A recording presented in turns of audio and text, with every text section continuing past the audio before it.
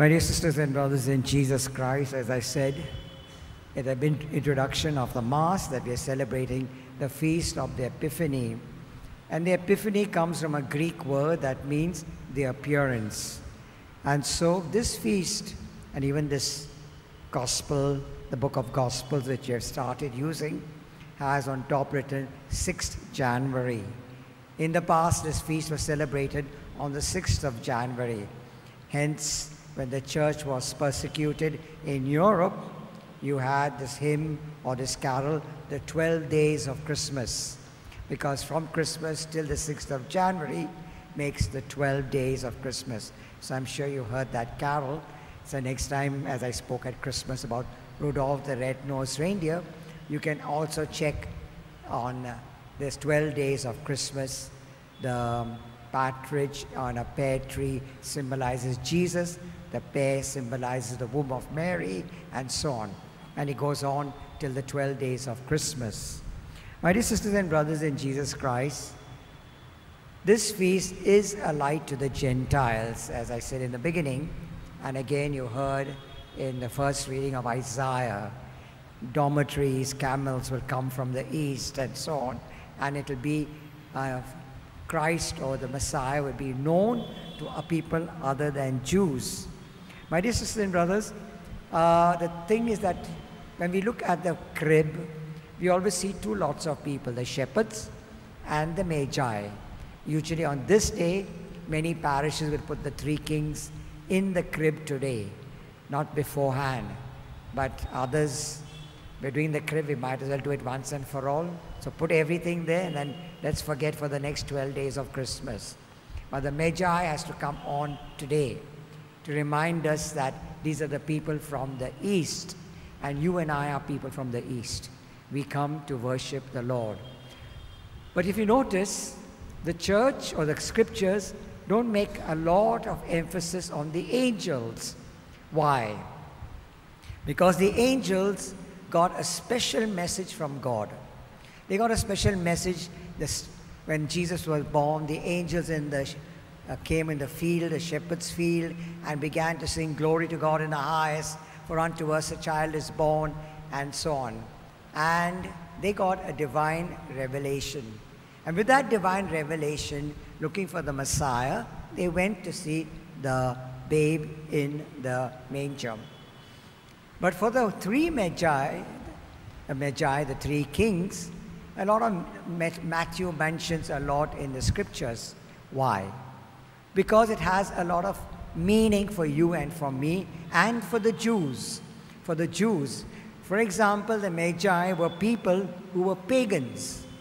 They came from a place called Mesopotamia, which is today Iraq, Iran, that side. And it was noted for their magic. They were magicians. That's why Magi comes from the word magician. They were noted for making magicians and alchemy and so on, and trying to change gold into something else and things like that. And these three were pagans, but were great seekers. They looked at stars to foretell what the stars foretold. And when they looked at the star, out of the blue they saw this major star, which they never saw before. And more than that, that star began to move. And so Matthew wants us to know that people are always seeking God. Even from all different angles, people seek for God. And that's some lesson for us. Am I seeking God at all times? If I look at every sign that I look around, and do I look at things that people are saying, or quotations or something, do they remind me that God is calling me? God is asking me to move towards Jesus Christ. There are lots of things that happen in our lives that can remind us of Scripture, remind us of God. Simple words and so on. And one of the things which I like very much today in this reading that we had is that Matthew says, these three wise men, they came and they followed the star. And here's something for you and for me to say, because they did not go to the manger, they did not go to the crib. The scripture says very clearly, they went into the house. So what is Matthew saying about this house? And that is why you got to go back to 1 Samuel chapter 6 and 7 and see how David and so on was going to build a house for God. And God told David, no, you're not going to build a house. I will build a house for you. And your dynasty will be famous and so on. But I'll build a house for you. The temple is for somebody else to build. And Matthew wants the Jews to understand that this house, which in Jesus is the new temple, is the same thing that David was talking about. And so you have what is known as a aha experience. And David lived so many 100 years before Jesus. And yet Nathan, the prophet, is going to tell him, there's going to be somebody else who's going to build a house, and he will come into that house. That is why it makes so much sense that Jesus says, why would Jesus certainly say, destroy this temple and I'll build it up in 3 days? Why did Jesus say, destroy this body? Because Jesus was connecting things to the Old Testament, to David, way back to tell us that there will be a Messiah. And this Messiah was going to be Jesus. When we look at this story, my dear and brothers, there are 3 different groups of people which reflect you and me. And the first one is Herod. Now, if you look at Herod, Herod was not a dynasty king. That means his father was not a king. Herod came from Edom, the Edomites. Now, who were the Edomites? You know, when we talk about revenge and family revenge and vindictiveness, the Bible has it all. And who was, Herod was from Edom or the Edomites. Who are the Edomites? See, some hurts are not forgotten very easy. Do you remember that Jacob cheated Esau? And Jacob cheated Esau because Esau, for a plate of food, red porridge, Esau means red also, red porridge, he sold his birthright. And then Esau didn't have the birthright, and he moved down south of Israel to a place next to the Dead Sea called Edom. And Herod would be one of the descendants of Esau. Jesus is one of the descendants of Jacob. So you can see the family feud will still go on for generations after generations. So why would Herod, certainly when they say a king is born, Herod was already 35, 40 years plus. A little chint, a little baby is going to threaten me? Why? Because Herod was so insecure. Where is that king? The king of the Jews. So somebody has come to take my place. And so Herod was so insecure that a little baby, a new king, would take over. The Romans put Herod there because Herod gave them the taxes, Herod played to their games and so on. In fact, when Jesus dies, Herod's son, Herod of Agrippa, the Romans are so fed up with this man for making a mess of Jesus' crucifixion, and they push him away into France, which today's France, into Gaul, to make him, let him suffer there, his wife with some kind of skin cancer, who died in Gaul. But this is the story. And you and I, my sister brothers, so what does it mean? Do you still have family feuds? Do you still have hurts that you said, I've forgiven, and so on? No. Are you still so insecure that you still have a Lord and God? In the sacristy, someone told me, Father, you're preaching, you should also have this sense of security. I said, yes, yes, yes. It's very easy to say it, but it hurts inside. And my sisters and brothers, as I said in the beginning, different people can talk to you about God. So this person also speaks, God speaks to her, to me. So that is what I'm trying to say, that God can speak to us at any given time. And the question is, am I holding family feuds? Do I have a sense of insecurity? Do I decide that I am going to play God like Herod decided, and if these plans are not going to work according to my plans, then I'm going to destroy anybody and anyone who comes in the way, like destroying the children? We must be open to God's plans. You know, once I quoted Sadhguru, and someone wrote from our parish to the Cardinal, what is this Father Clifton quoting Sadhguru? But God can talk to different people. And Sadhguru said before the new year, be open to the Lord and God, to whatever He brings. Now, is that Hinduism? No. Be open to the Lord God, to whatever He brings. And same with Isaiah says the same thing. The second group of people were the chief priests and the scribes. Were they bothered that a new star is shining in the sky? There is a new event in the atmosphere or the environment? No. They were so worried about being in the temple, fulfilling the 613 rules and laws and so on. Listen to Herod from time to time. And when Herod called all of them, they faithfully came, and Herod said, where is this baby going to be born? They knew the answer. They knew. They quoted Micah chapter 5 verse 2. They quoted Micah. This is a lovely passage, because this passage I'm talking about to you is from Matthew 2:5. And Micah is 5:2, so it's easy to remember. So they quote Micah and they say, in little town of Bethlehem and so on, you're not least Bethlehem, etc. And they told Herod the story, and they went back to their normal things. Did they ever think of getting up and saying, okay, Herod has said this, can we verify who's this new baby? Who's this? No. When Jesus goes into the temple to preach the first time, they open up Isaiah. And Isaiah 500 to 600 years before Jesus talks about the Messiah. About, as I said, the camels will come from the east and the people will come to worship the Messiah. Did they not read Isaiah and say, what's happening? This is a prophecy. Is this prophecy being fulfilled? My dear and brothers, the same happens with us. Because sometimes we have too many times of preaching and gospels and so on, that we don't even take the word of God to heart and see what God is actually saying. And we say, okay, I know it all. I know it all. But God speaks to you and me every day. And the third one was the seekers, the three magi, the three kings.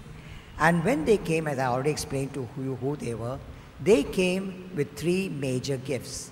Now again, we have to go back to David and Solomon, because when the Queen of Sheba came to see King Solomon, they brought gold, incense, and myrrh. What is Matthew telling us in today's gospel? That the king that you were waiting for, who's greater than Solomon, is here. Because these three kings from the east, like the queen from the east, have brought gold, incense, and myrrh.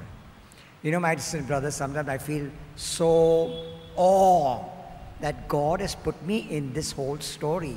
Don't you feel that? That God put you in this whole story. He said, see, these things are happening around you.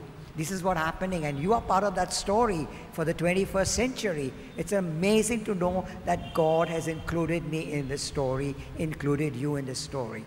But sometimes you and I just read the introduction and even don't know the end of the story, and we're not even prepared to see what it is about.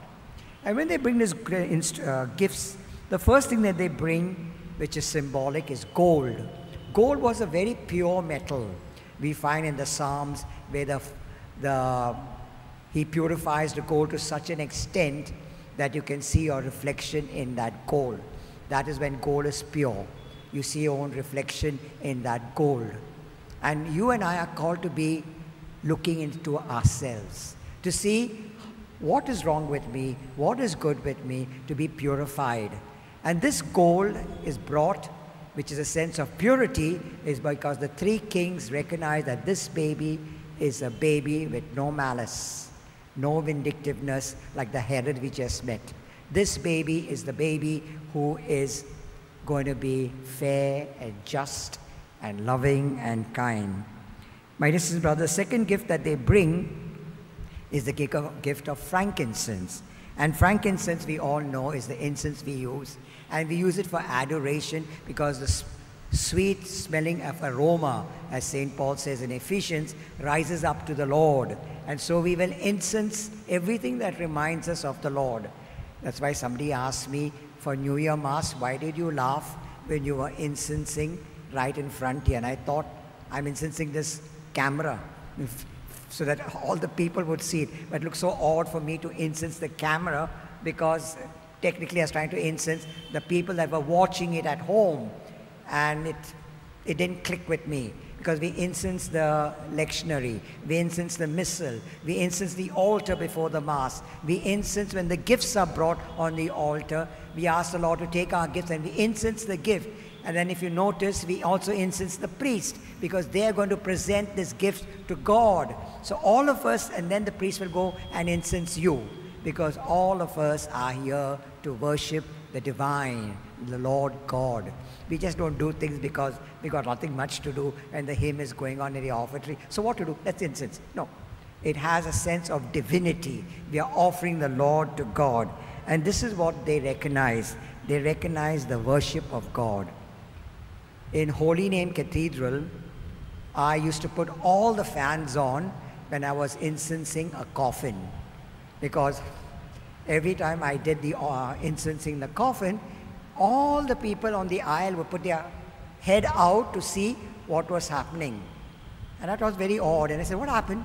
No, Father, you know, when you incense the person who's dead, we check. I said, what do you check? If the smoke goes underneath the coffin, that fellow's not going to heaven. I said, what? And if it goes above, he's going to heaven. So I decided, before I incense that body, we put the fans off. Let the smoke do what it wants. But see, this is the wrong idea of incensing, to find out what plans God has. God has his own plans. And the third gift that they give is myrrh. Myrrh is an oil and an ointment when you dress up the dead body, like the women went on Easter morning to anoint the body of Jesus. And that myrrh reminds us that all of us are going to die someday. And if you're going to die someday, we need to be a little more humble. How many people have an attitude problem? Just before the Mass, there was a man standing there. The ushers told him, why don't you go in? He flung his hand, walked out, and gone down to Dominic Colony. What an attitude, just to tell you to go and sit. See, we want to do our own things. I wish you were standing now and heard what I'm saying. But this is what annoys when you have an attitude, because nobody cares for your attitude. God wants us to know that we are here today and gone tomorrow. And for that reason, we have to be humble. My dear sisters and brothers, I found this beautiful poem which ends Christmas, and I got to read it to you.